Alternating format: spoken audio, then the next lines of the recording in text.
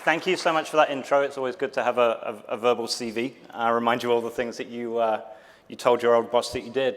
And I mean, to be honest, this is the first LISA that I've been to, and it's a huge privilege to be here. MCR contacted me, and as he said, he wanted some aspect of security. And I think, a conference like LISA putting security on as one of the keynotes is a pretty big gesture of the fact that we need to take security seriously. And I would also say it's a relatively big gesture that we have been failing as a broader community of technologists to actually address the fundamental security problems that we face. And when I say security, here's security and privacy, and I won't keep repeating those two words because it will just complicate the speech, but please think security and privacy. And I mean, please give a huge hand to Alice. It's an enormous act to follow.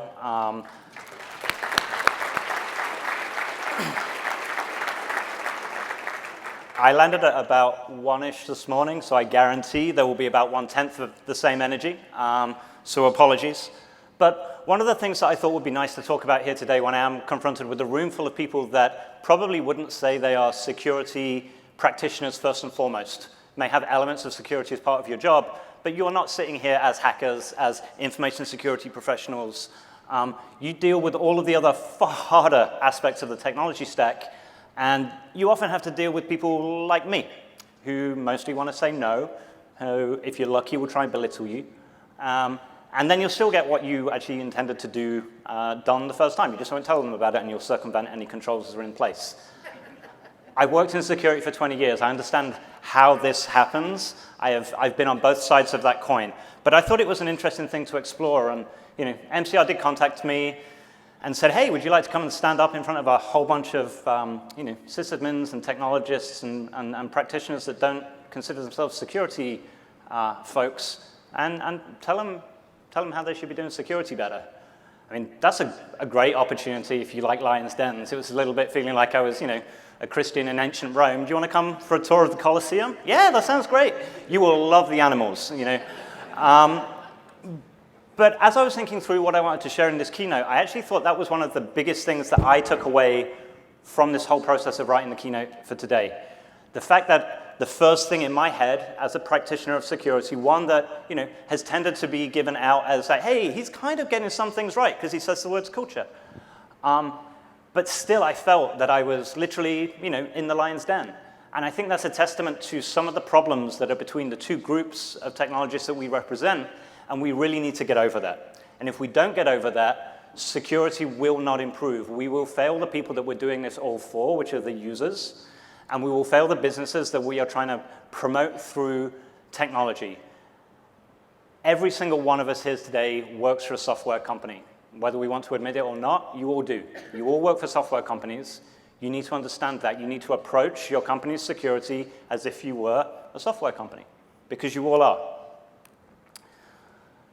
And if I was to summarize my career as I was thinking of lessons of what could I bring and impart upon you all today, I mean, this is about as short of a resume as you can get, and I've lived every one of these squares, and unfortunately this last square was about a year ago. Duo was acquired by Cisco, and this little snippet has been a printout in my server closet for a while, and the acquisition went through, and I was just like, fuck.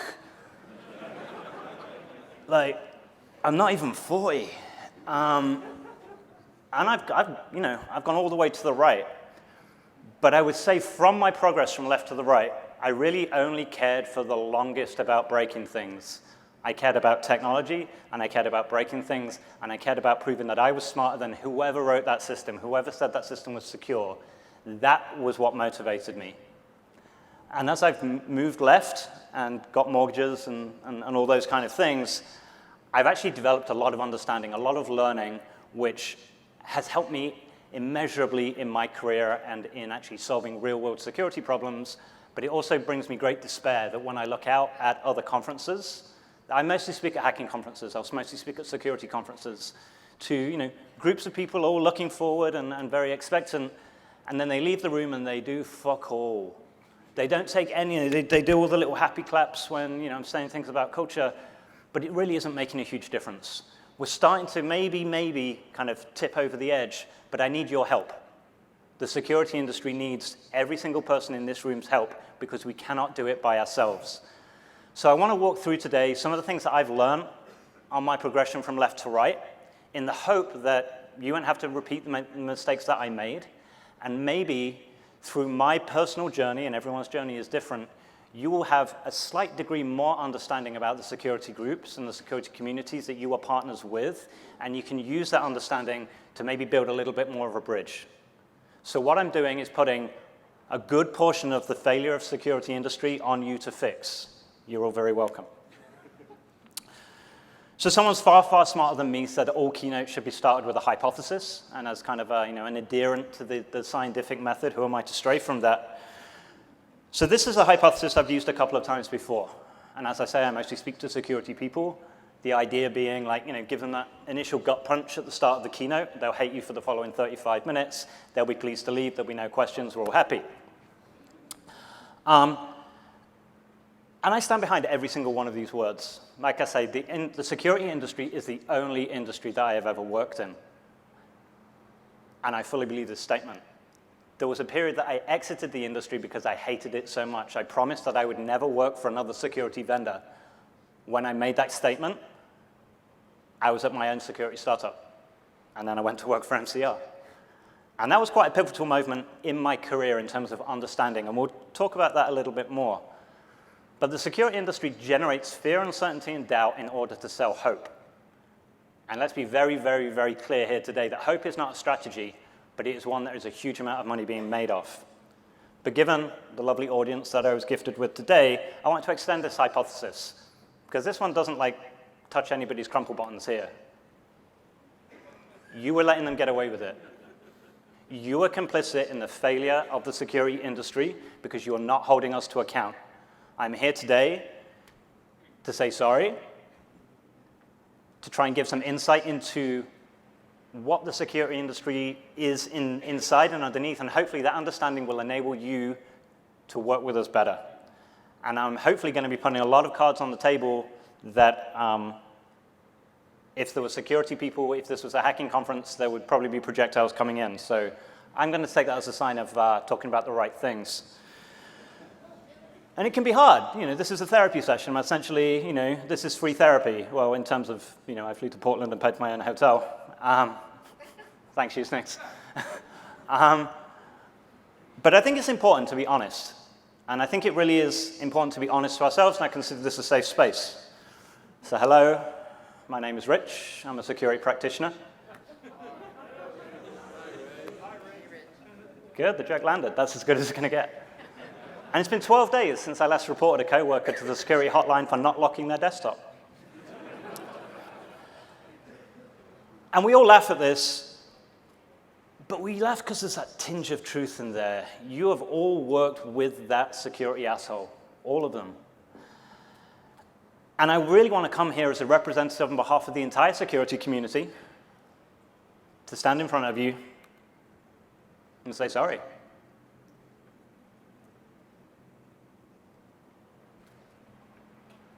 I want to say sorry for the lies, and I want to say sorry for the failed promises, and for the condescending comments, and the patronizing behavior, and the cargo cult adherence to outdated modes of operation, for continuing to refuse to admit that agile is a thing, and really just to say sorry that, as an industry, we've oversold and we've underdelivered. And while I say this, and I believe it, and it needs to be said more often, I'm also not sorry, because you'll do some stupid shit. And I've seen a lot of it, and I'll come back to the point that I raised earlier. We are all working for software companies. And right now, the things that you do to try and get something out the door quickly, to try and get to market first, where you're, oh, we'll fix that later, that'll be fine, day one patch. I've seen all of that, and I've seen all of the things and the negative things that come from that. And you are dealing with people's personal data. You are working for a software company, and you need to take that responsibility seriously. So while I know the security industry is a pain in the ass to work with,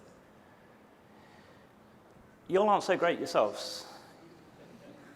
I've heard some wacky excuses and things that just, really you're telling me that with a straight face. We know that's never going to change.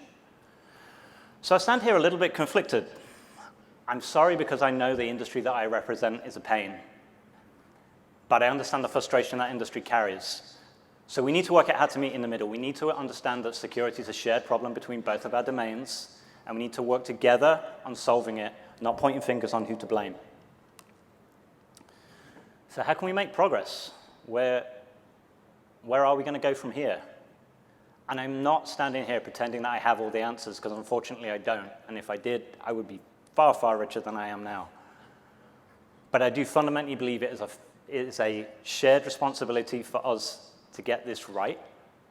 And we need to work it out, because if we don't work it out, then regulation is going to start to come in. And the worst thing that can happen for security is regulation. And I guarantee the worst thing that can happen for innovative technology progress is regulation. So we need to get our stuff together, we need to work it out, and then we can start to make some progress. And we're here to solve the problems of our end users. This is why we do all this technology. If we're missing them and we're not providing safe spaces for them to do their work, we haven't made good technology and we aren't good technologists. And really at its core, I see it as a people problem from security's side. But probably not the people problem that you hear the most often cited. You hear people problem in security, and it's all about the goddamn end users. They don't know what they're doing, they're stupid, oh my God, DevOps. And really, the problem with security falls into two categories, and I would say we have failed as an industry on both of those. We have failed to serve our end users, and we have failed to be good partners. And so we're going to jump into a little bit of that now. So in terms of the demonization, I would say, of users, I literally spent all of 5 minutes pulling up some headlines last Monday. So these headlines are all from a week ago. The exact content of the article isn't necessarily the important thing, but all of this human error, we can see that even in the mainstream media, for some very, very large breaches, it's the humans that were at fault. The technology was good. Security did its role. Like, you had all of those, you had your firewall, and you had your DLP solution. How it not recognize like 25 gigabytes of data going out the door? Well, that's user error. I mean, the solution was spot on. It doesn't mean that it wasn't, it could never actually be used or turned on because it would generate too many logs, but the technology wasn't at fault. It was definitely the human. We need to move away from this. And this is one of the areas that I would reach out to your help. This is a problem that's been solved or more solved in the DevOps space than it has in security. John Olsvor, obviously, leading the way with a lot of the work on not falling back to human error and blame, blameless postmortems, and actually using that process to understand more about the problem, not just trying to find somebody to blame, to scapegoat, and then move on and not actually learn anything and not improve. DevOps is leading the way with this. Help security. Use what you've learned over the last decade. Security is dealing with a lot of the same problems. These headlines, and a lot of these are from trade press. Does your security awareness program put people first? This is from a security blog publication. Second paragraph. The fact is, human error is a common and reoccurring cause of security breaches. No, dumbass. No, it's not. The crap security technology, which is unusable, is part of that. The crap security culture that nobody wants to take part of so that people don't participate in securing their company, their software, their users. That's the problem, not human error. We need to get through this, and you can help us. So if I believe security at its heart has a people problem, where does this come from? Where did I kind of arrive on that? So if I think at the highest level about how I conceive about information security, it's going to be a Venn diagram, because a Venn diagram can solve the most complex of relationships. And it's this Venn. It's really that intersection between people and technology. That bit where people and technology overlap, that's why we need information security. If there's no technology, it's just people being crappy to each other, it's just crime. Has always been there, will always be there. And if it's just technology, it's just bad technology. It's buggy. It doesn't work. It won't get bought. Doesn't serve its purpose. But now people are relying on technology. That's where we overlap. That's where we need information security. And as society, as people become more dependent on technology for everyday lives, for voting, for paying bills, for all of these things that we've now become very, very accustomed to, that 20 years ago, we never needed to deal with because it was still all pen and paper. Right? As these Venn diagrams continue to overlap, the impact from not having the necessary security increases, and the need for security increases. And I would say up until now, the security industry has been focused on one half of that problem. They've been focused purely on technology. And if we focus on half of the problem, how can we be expected to get a full solution? If we're only looking at technology and ignoring people, why do we continue to be surprised that our efforts in security are not making great progress and not serving the people that they're there to do?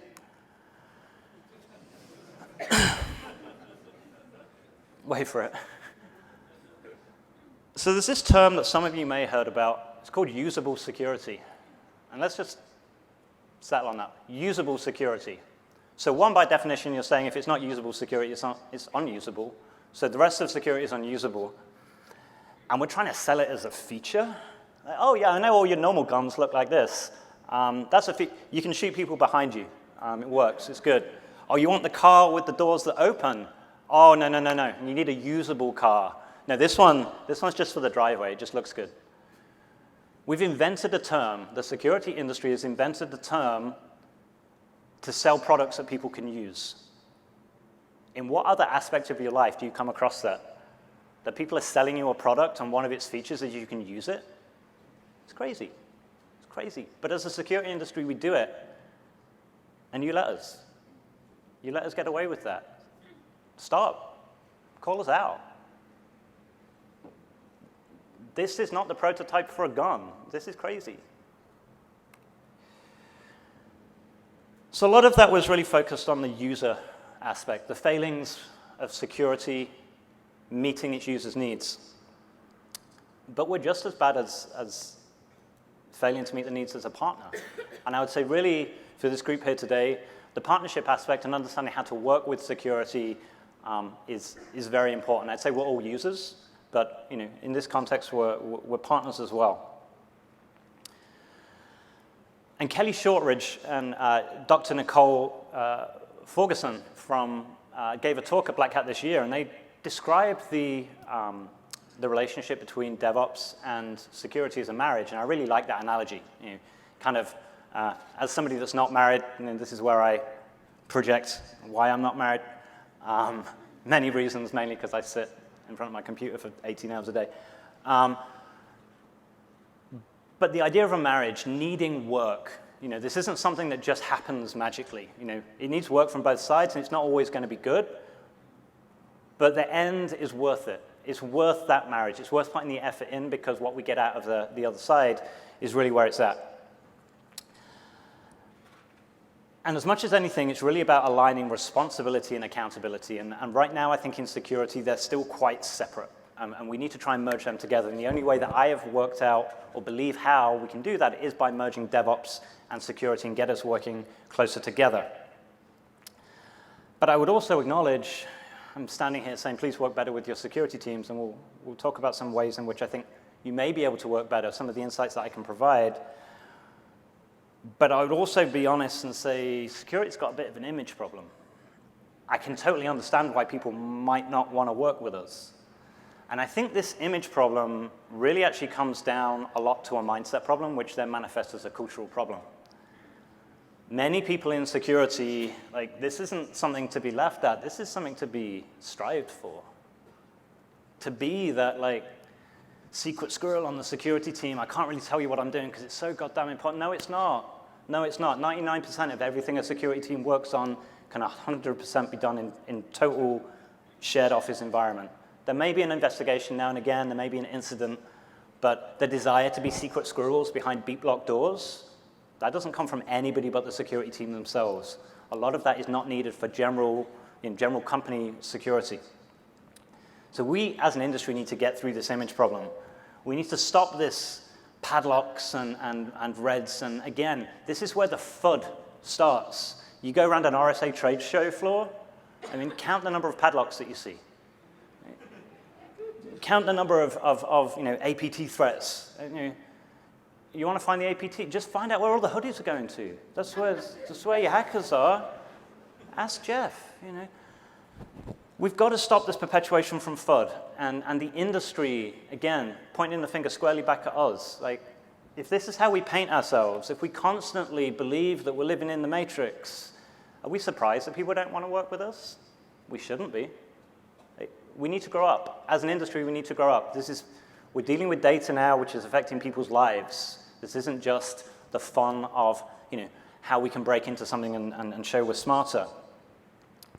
So if this is the image that we're giving out to people as an industry, we can't be surprised. We can't be surprised that this, one, blocks people from interacting with us, and two, manifests as a mindset and as a culture that is toxic. Most security cultures, I would say, that I have come across in big organizations or even small organizations are toxic. If you're not actively taking control of your security culture, you all have one. Every company in this room has a security culture. If you're not proactively making an effort to control that culture, to grow it, to take it in the way which you think it needs to be taken, well, you will have a culture. It's just going to be one that happens to you. You can either take control or it's going to happen to you. And I can empathize a lot with this mindset, believe me, because I came from this. This was my background, and I'm going to share a very quick aside of my first hack. And I'm going to share the aside of my first hack because, quite honestly, I carried that mindset with me probably for the next 20 years, maybe longer. I carried a child's mentality of hacking into my professional career, and I would say many, many of my peers still do the same. So this is an Acorn Electron. This was my first computer. I think it was a British-only one, so I won't be offended if people don't recognize it.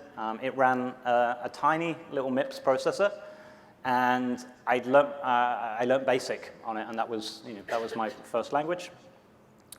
Mainly learned out of magazines like this, Electron User. And so there was no CDs or disks at this time. So you had code listings out in the magazine, and you filled them in, and that was how I learned to code. I also learned how to debug. And I was about 8 at this point. I was a special child. And so I was sitting, teaching myself how to code from these magazines. And my brother also had the same computer. We had it was a shared house computer.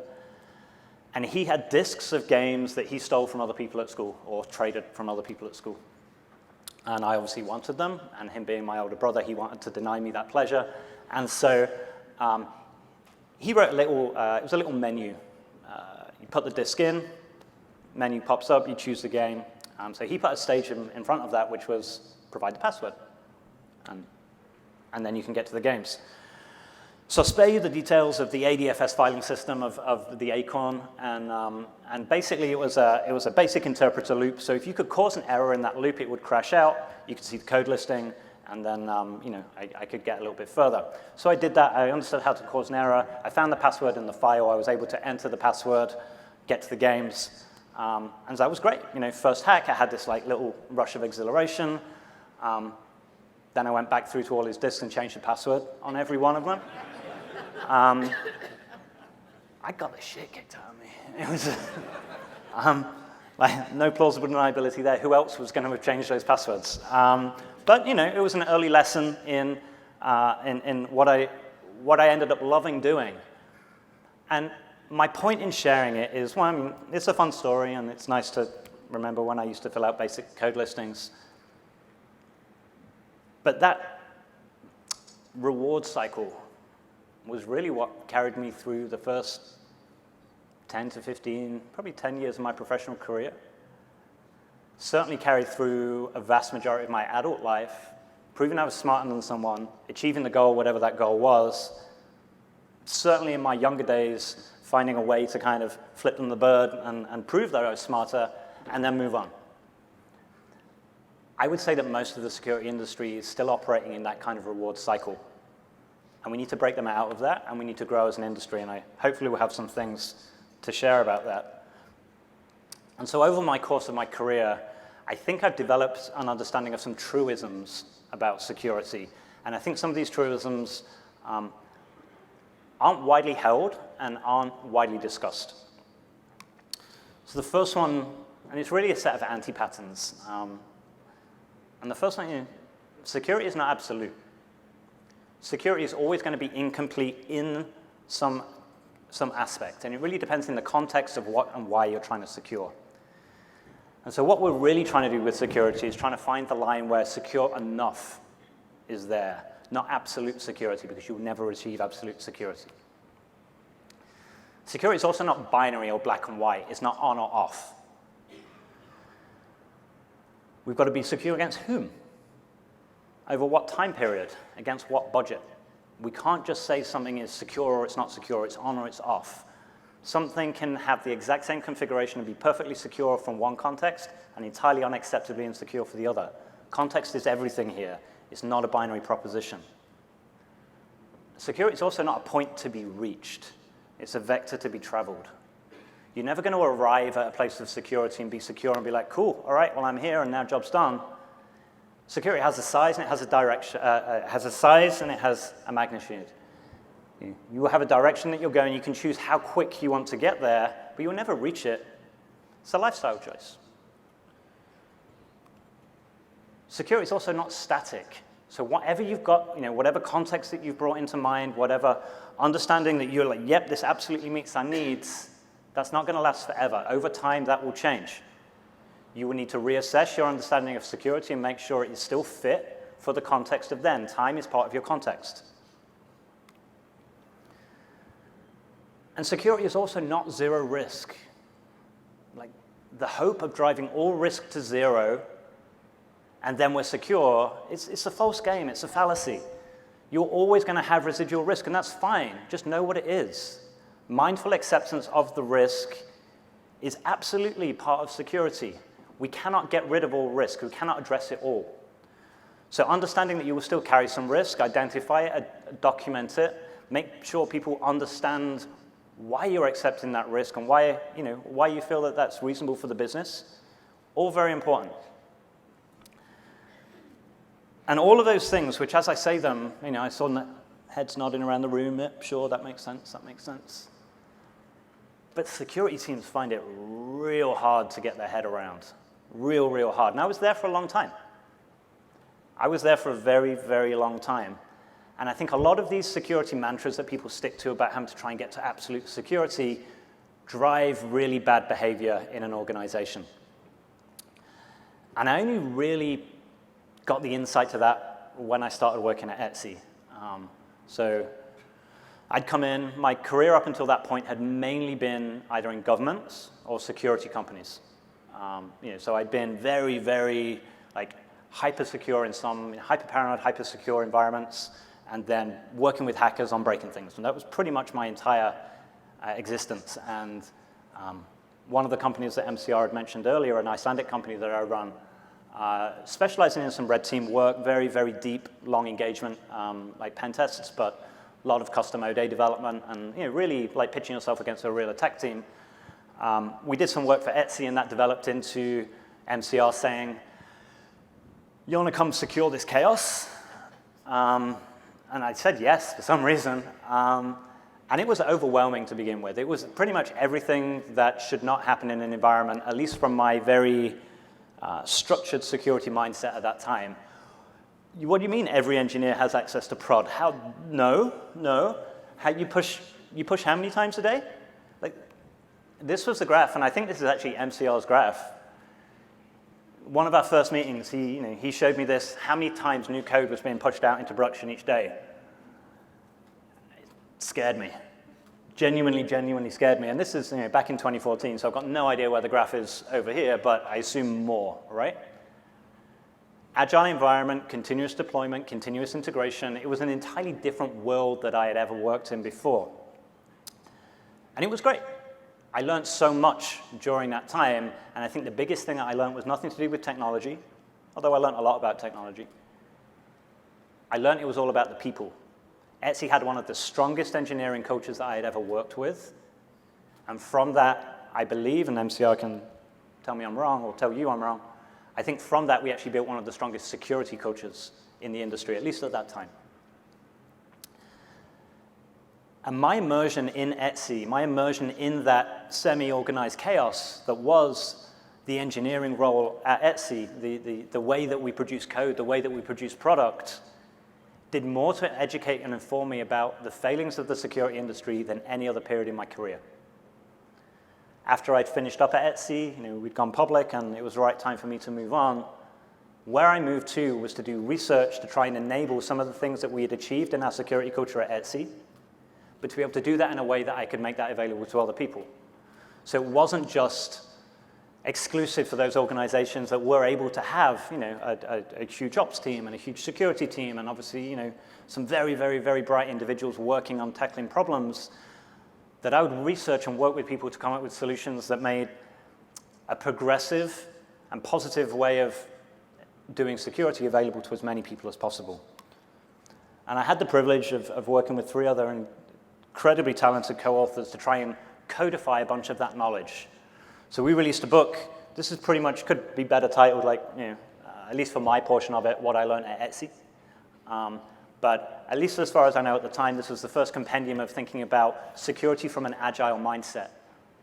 Not just trying to ram the same old security models that worked for waterfall, and apply them to agile. Actually understanding what agile was trying to achieve, understanding its business benefits, and changing the security models to meet those. Not trying to change agile to meet security. If you were a blocker as a security team, everybody just roots around you. You become a no-op. There's a tick on a box, and you can do some audit stuff. But if you can't be worked with, people won't work with you. They will just root around you. And it really was my time at Etsy that taught me this, and hopefully we got a bunch of it down in that book. So this isn't a shameless pitch. There's plenty of PDFs of this available on the internet, so just Google it, and you can grab a copy or email me, and I'll send you one. And I said a lot of that mindset, a lot of the really shortcomings that we then see manifesting into culture, I think I can summarize in one regular activity, which I hope many people here have been party to and experienced, which is the internal phishing test. The security team in their infinite wisdom. The logic goes, emails are bad.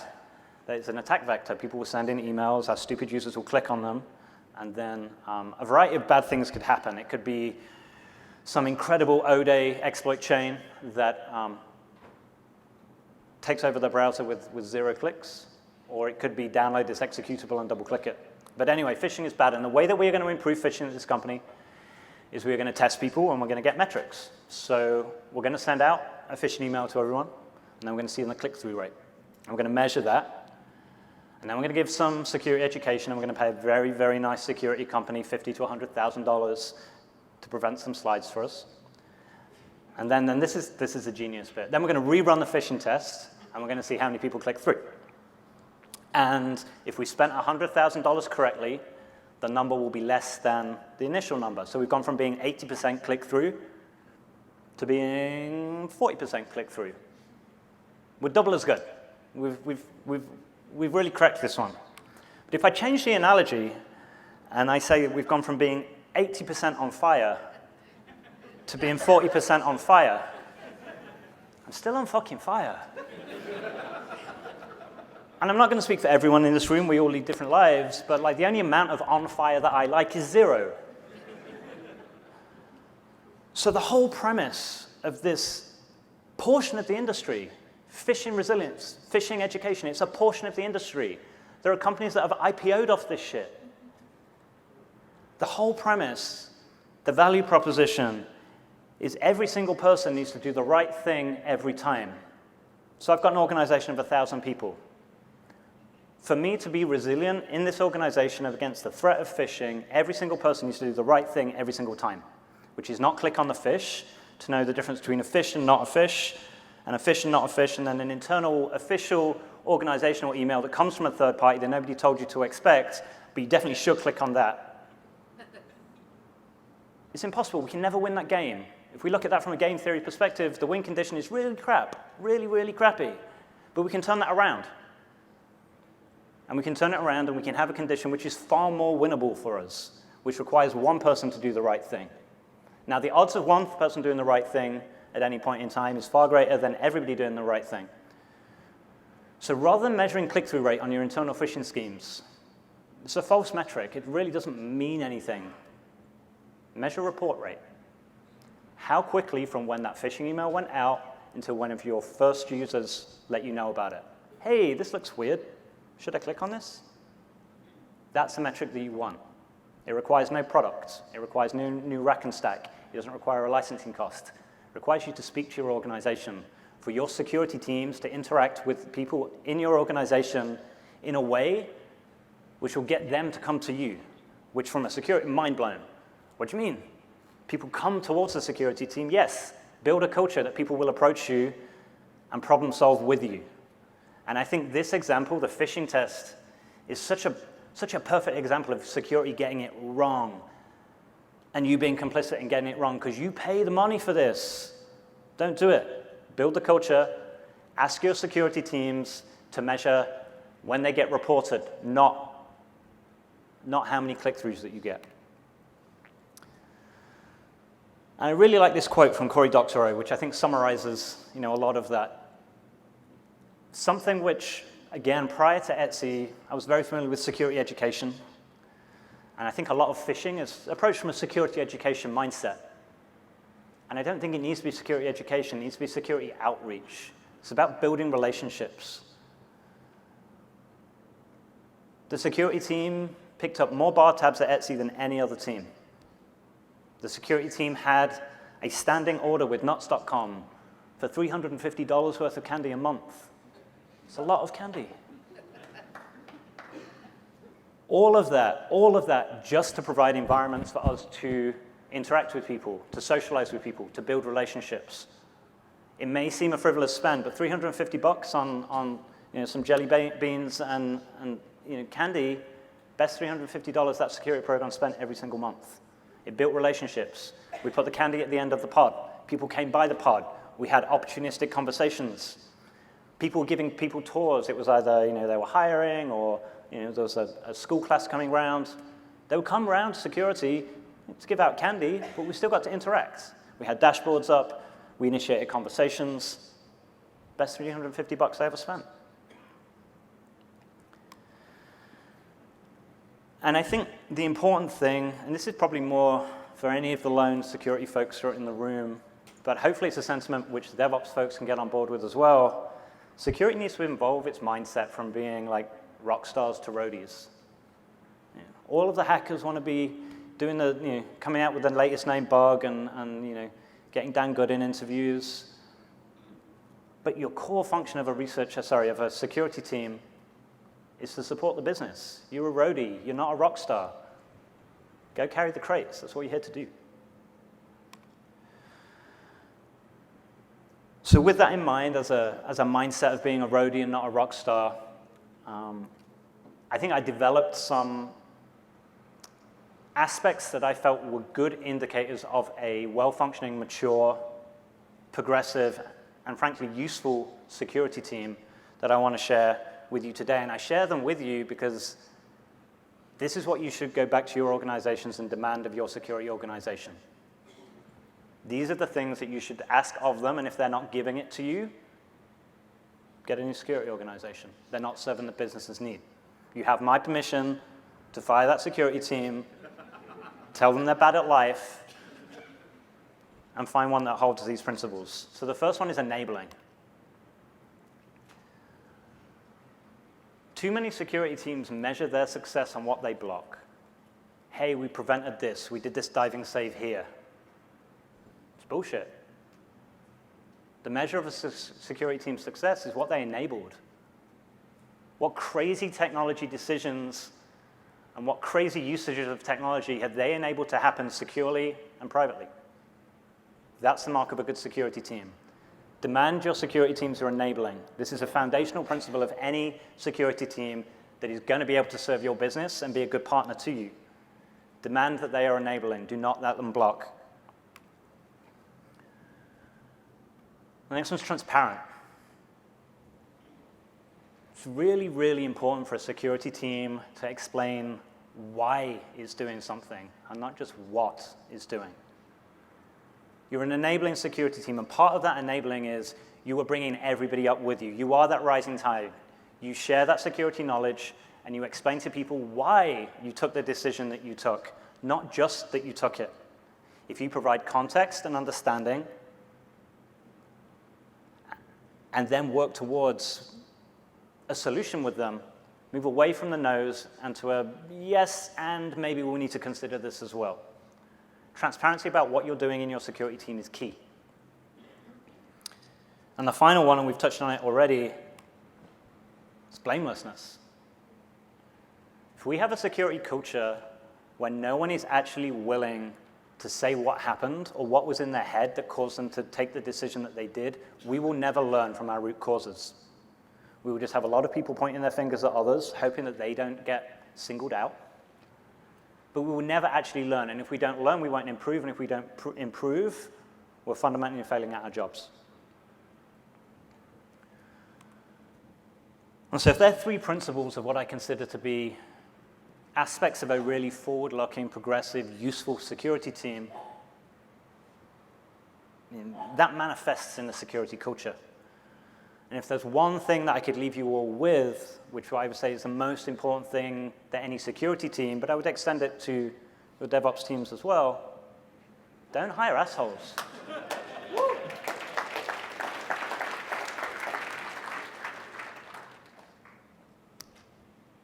And it sounds obvious, right? It sounds really, really obvious. But this is much harder than it seems. And we as a community, and I mean a community of technologists, not security or DevOps, we need to be comfortable that hard technical skills aren't the be-all and the end-all.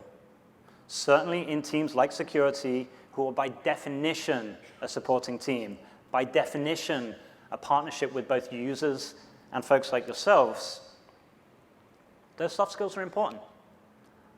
Don't care how much kernel loader you can pump out.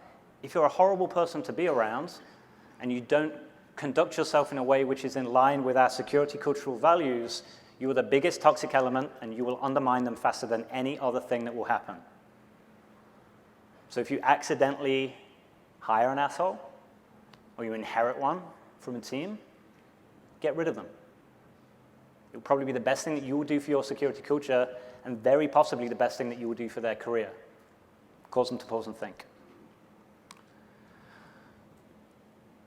So I ranted at you quite a lot, and I want to try and wrap things up. For folks that are on Twitter being like, who is this guy? Leave you with a few principles that if you've ignored the rest of the presentation, hopefully you can still take away and will be somewhat valuable to you. Security industry is failing. We're at a pretty critical point, and we need your help. I need your help.